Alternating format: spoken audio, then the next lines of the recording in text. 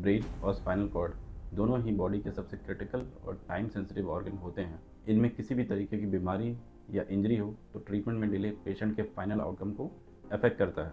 इस वीडियो में हम क्लिनिकली समझेंगे कि ट्रीटमेंट डिले खतरनाक क्यों होता है और वो कौन सी कंडीशन है जहां अर्ली इंटरवेंशन पेशेंट के आउटकम को सिग्निफिकेंटली इम्प्रूव कर सकता है। आज हम स्ट्रक्चर्ड वे में डिस्कस करेंगे ब्रेन कंडीशन जहां डिले आउटकम को वर्सन करता है, फाइन कंडीशन जहां टाइमिंग क्रिटिकल है और प्रैक्टिकल रेड फ्लैग साइंस जो इग्नोर नहीं करनी चाहिए। स्ट्रोक को ब्रॉडली दो कैटेगरीज में डिवाइड किया गया है, ischemic stroke and hemorrhagic stroke. Ischemic stroke में ब्रेन के किसी हिस्से को सप्लाई करने वाली ब्लड वेसल्स में क्लॉट की वजह से ब्लड सप्लाई रुक जाती है। जब ब्लड फ्लो रिड्यूस होता है तो ऑक्सीजन और ग्लूकोज की सप्लाई कॉम्प्रोमाइज़ होती है, सेलुलर मेटाबॉलिज्म फेल होता है, न्यूरोनल डेथ स्टार्ट हो जाती है। स्टडी शो करती हैं कि अनट्रीटेड इश्मिक स्ट्रोक में हर मिनट सिग्निफिकेंट न्यूरोनल लॉस होता है।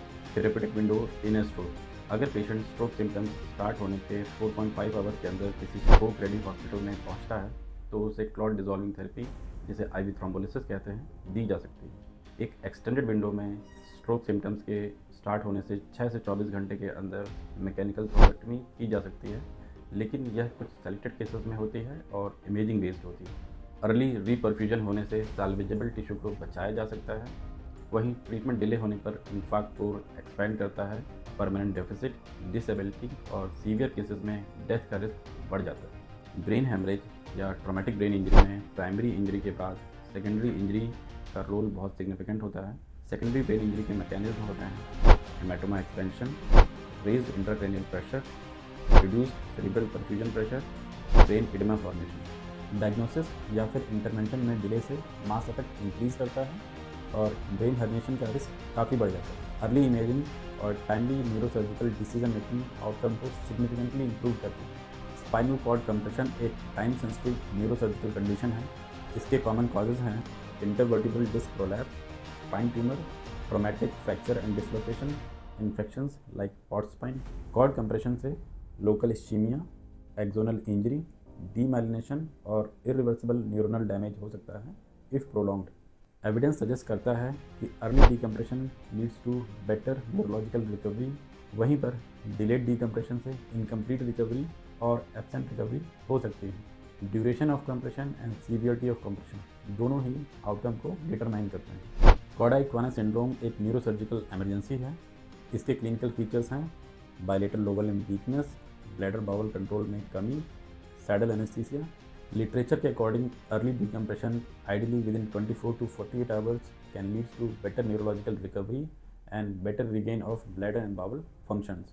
डिले की वजह से persistent bladder and bowel dysfunction, sexual dysfunction, chronic disability due to neurological incomplete recovery.